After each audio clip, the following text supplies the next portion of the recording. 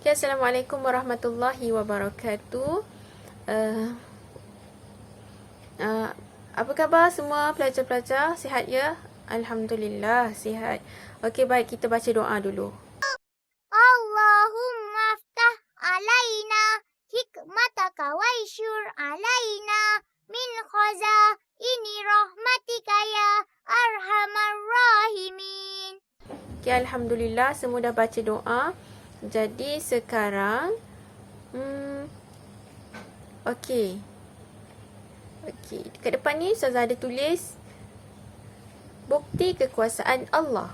Okey, Ustazah nak tahu, Ustazah nak tahu siapa nak teka apa dia bukti-bukti kekuasaan Allah. Apa dia? Haris? Haris nak jawab. Okey, apa dia Haris? Iman kepada Allah. Penciptaan langit. Ya, betul. Penciptaan langit. Betul, itu adalah bukti kekuasaan Allah. Okey. Lagi ada siapa-siapa nak try? Muhaimin. Muhaimin. Silakan Muhaimin. Adanya langit dan bumi. Masya Allah Muhaimin, betul, adanya langit dan bumi. Itu juga antara bukti kekuasaan Allah. Adanya pokok. Lagi apa lagi? Fatimah. Adanya apa? Adanya apa? Ya, adanya manusia. Aiman? Betul. Bagus semua pelajar dapat jawab ya dengan baik. Haiwan. Ya betul, haiwan. Siapa yang jawab tadi?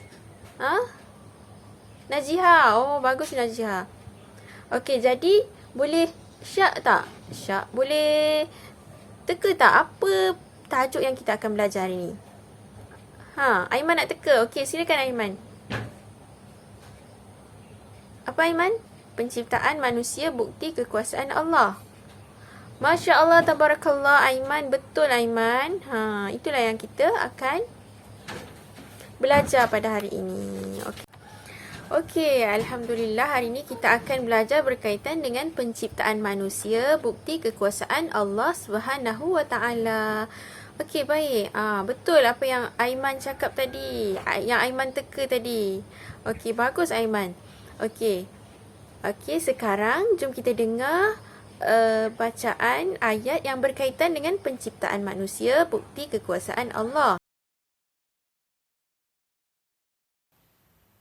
هو الذي خلقكم من تراب ثم من نطفة ثم من علقة ثم يخرجكم طفلا ثم لتبلغوا أشدكم ثم لتكونوا شيوخا ومنكم من يتوفى من قبل ولتبلغوا أجلا مسمى ولعلكم تعقلون. Okey, Alhamdulillah kita dah dengar bacaan tadi, bacaan dengan betul, dengan lancar, dengan bertajwid. Sekarang siapa yang nak baca? Nak ustazah yang tunjuk ataupun volunteer? Oh, bagus. Syakir. Silakan Syakir, baca. Okey, kawan-kawan semua dengar ya. Masya Allah, tabarakallah Syakir. Bagus bacaan awak, tepat, betul, lancar bertajwid. Okey, bagus. Okey, sekarang kita lihat ayat tersebut dan fahami maksudnya. Okey, baiklah. Di sini kita ada 8 point. Okey, jadi saya nak 8 orang, 4 lelaki dan 4 perempuan untuk baca dan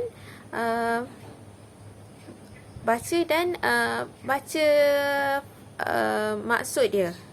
Boleh? Okey, yang pertama saya nak Syasha. Okey, Syasha. Silakan baca. dan bacakan maksudnya. هو الذي خلقكم من تراب. Dialah yang menciptakan kamu daripada tanah. Okey, syukran jazilan Syasha. Bagus bacaan kamu. Okey. Okey. Okey, seterusnya saya nak Alif. Okey, Alif. Silakan baca. Kenapa? Sakit perut? Ada-ada je kamu ni. Baca dulu. ثم من نطفة ثم من علقة. Kemudian daripada air mani, kemudian daripada sebuku darah beku. Okey, bagus Alif. Boleh pun baca. Okey, seterusnya saya nak Maisarah. ثم يخرجكم طفلا. Kemudian dia mengeluarkan kamu berupa anak kecil. Okey, syukran jazilan Maisarah. Sekarang saya nak Luqman. Silakan baca. ثم لتبلغوا أشدكم. Kemudian kamu dipelihara sampai ke peringkat dewasa. Okey, bagus Luqman. Okey, seterusnya saya nak siapa lagi ya? Zahirah. Okey, Zahirah. Zahirah boleh baca? Okey, boleh. Bagus. Okey. ثم لتكونوا شيوخا. Kemudian kamu sampai menjadi tua. Okey, syukran jazilan Zahirah. Kemudian saya nak Razi. Okey, Razi baca Razi. ومنكم من يتوفى من قبل. Dan ada antara kamu yang dimatikan sebelum itu. Okey, syukran Razi. Okey, seterusnya saya nak Aminah baca Aminah. ولتبلغوا أجلا مسمى. Supaya kamu sampai ke masa yang ditentukan. Okey, syukran jazilan Aminah. Dan yang terakhir sekali saya nak Tariq. Okey, Tariq. ولعلكم تعقلون. Dan supaya kamu memahami kekuasaan Allah Subhanahu wa Ta'ala. Baca Tariq. La'allakum ta'qilun. Dan supaya kamu memahami kekuasaan Allah. Okey, syukran jazilan. Semuanya bagus. Bacaan yang baik. Tajwid yang betul. Cuma ada panjang pendek sikit tu. Tak apa, kita nanti betulkan ya. Okey. Okey, sekarang nampak tak apa yang Ustazah tunjuk dekat depan ni? Kenal tak ni gambar siapa? Tak kenal? Memang tak kenal. Okey, ini adalah gambar. Ada siapa-siapa nak teka ke?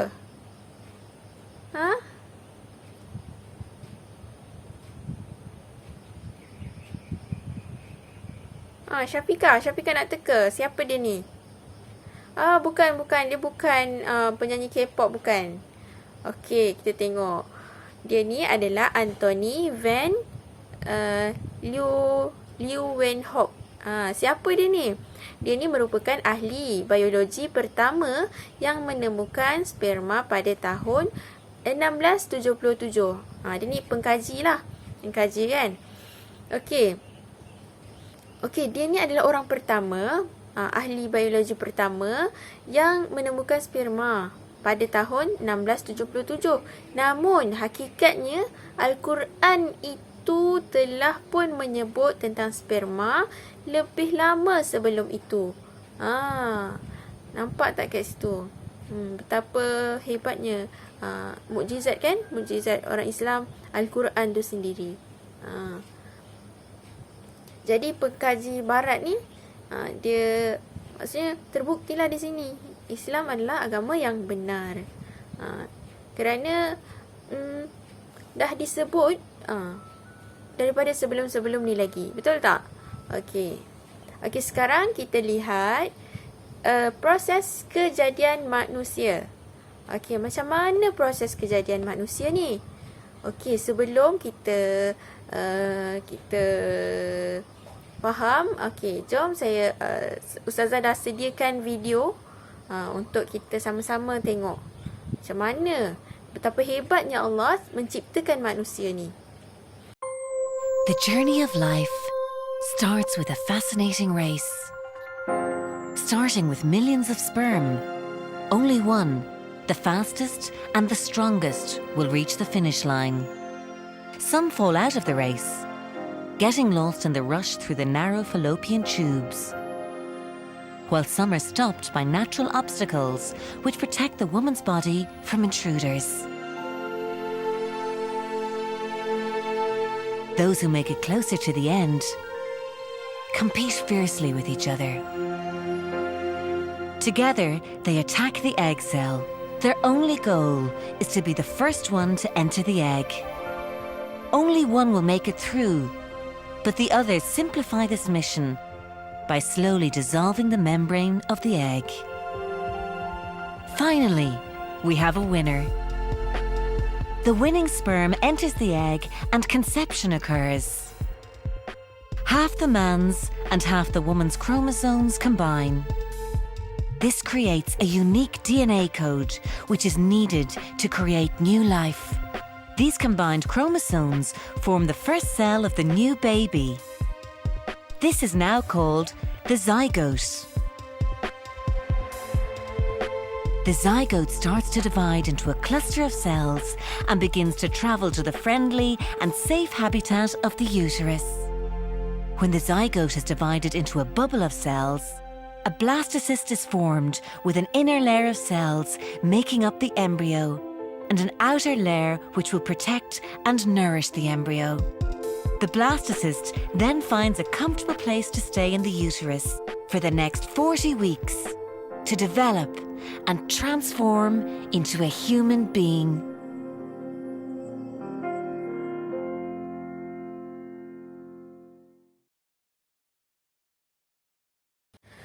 Okey, dah tengok kan video tadi? Apa yang awak dapat? Apa yang awak semua dapat daripada video yang kita tengok tadi? Nampak tak betapa detailnya Allah ciptakan manusia? Manusia ni adalah sebaik-baik ciptaan. Jadi kita bersyukur sangat jadi manusia. Allah sayang kita. Allah cipta kita dengan sangat hebat. Sampai syaitan jealous dengan manusia. Kenapa syaitan jealous dengan manusia? Itu nanti kita bincang lain ya. Okey, hari ni kita tengok. Okey, proses kejadian manusia. Allah menjadikan manusia pertama iaitu Nabi Adam AS daripada saripati tanah, iaitu sulalah. Bahasa Arab dia sulalah. Okey. Proses kejadian manusia begitu unik, rapi dan diatur dengan sangat sempurna. Hal ini merupakan bukti kekuasaan Allah Subhanahu wa taala. Jadi asal manusia pertama adalah Nabi Adam AS daripada sari pati tanah. Maksudnya manusia daripada tanah, malaikat daripada cahaya, jin daripada api. Ya, betul. Okey, seterusnya kita lihat macam mana proses dia. Okey, yang pertama adalah dengan adanya nutfah. Nutfah ni apa dia? Nutfah merupakan percampuran air mani yang dikenali sebagai sperma. Dia punya bahasa saintifik dia, sperma bagi lelaki dan ovum bagi perempuan. Itu yang pertama, nutfah. Maksudnya macam mana proses nak jadi manusia tu? Mesti ada percantuman sperma dan ovum. Barulah okey, seterusnya kita akan terbentuk apa? Okey, yang kedua adalah alaqah. Alaqah ni adalah zygote. Bahasa saintifik dia lah, zygote. Alaqah ialah segumpal darah yang tergantung di dalam rahim. Jadi bila dah bercantum sperma lelaki, ovum perempuan, maka terbentuklah segumpal darah yang tergantung di dalam rahim wanita. Jadi Allah Subhanahu Wa Taala menjadikan rahim ibu sebagai tempat yang paling sesuai dan selamat bagi proses kejadian manusia. Jadi kita sebagai anak, kita kena hormat ibu kita. Maksudnya ibu kita ni menumpang dekat perut ibu kita kan. Jadi kita kena sentiasa bersyukur, berterima kasih. Okey? Okey. Itu yang kedua, alaqah. Dan yang ketiga adalah mudghah. Mudghah ni adalah embryo. Mudghah ialah seketul daging yang lembut. Tahap ini merupakan permulaan bagi pertumbuhan otak, saraf tunjang dan pembentukan anggota lain seperti telinga dan mata. Ini adalah proses mudghah, adalah proses yang ketiga, embryo. Okey, seterusnya yang keempat. Proses yang keempat adalah janin, iaitu fetus. Fetus, bahasa saintifik dia lah. Okey, pada peringkat janin, pembentukan seluruh anggota telah pun sempurna. Jadi para ulama bersepakat menyatakan bahawa roh ditiup selepas sempurna pembentukan organ-organ tubuh. Okey, jadi hakikat roh tidak dapat dikaji kerana hakikat ini merupakan antara rahsia Allah Subhanahu Wa Taala dalam penciptaan manusia. Jadi roh ni kita tidak tahu. Ini rahsia Allah. Ada perkara yang kita kena tahu, ada perkara yang kita tak boleh tahu. Rahsia Allah. Sedangkan Nabi Muhammad sallallahu alaihi wasallam pun tidak mengetahui berkaitan dengan roh ini. Okey, jadi setelah sempurna pembentukan organ-organ tubuh dalam badan manusia, dalam perut ibu tu, maka Allah tiupkan roh. Okey, baiklah, seterusnya kita lihat berkaitan dengan fasa kehidupan manusia. Okey, baiklah. Okey, Ustazah ada tunjuk ni. Okey, nampak tak? Mula-mula daripada baby, lepas tu ada macam abang-abang sikit, seterusnya macam ayah-ayah sikit, seterusnya macam atuk-atuk sikit, kemudian kubur. Okey, apa benda ni? Okey, ini contoh mula-mula daripada bayi, kemudian remaja, kemudian dewasa, dan kemudian tua, dan yang terakhir sekali dah tua, mati, masuk dalam kubur. Betul tak? Okey. Baiklah. Okey, dalam setiap fasa kehidupan manusia, Allah Subhanahu Wa Taala berkuasa meletakkan ketetapan syariat bersesuaian dengan tahap kesediaan psikologi mereka. Okey. Okey, alhamdulillah. Kita dah habis dah. Okey, jadi sekarang saya nak tahu siapa nak cuba beritahu apa pengajaran yang kita belajar hari ni. Siapa nak cuba? Adila. Okey, Adila. Silakan Adila.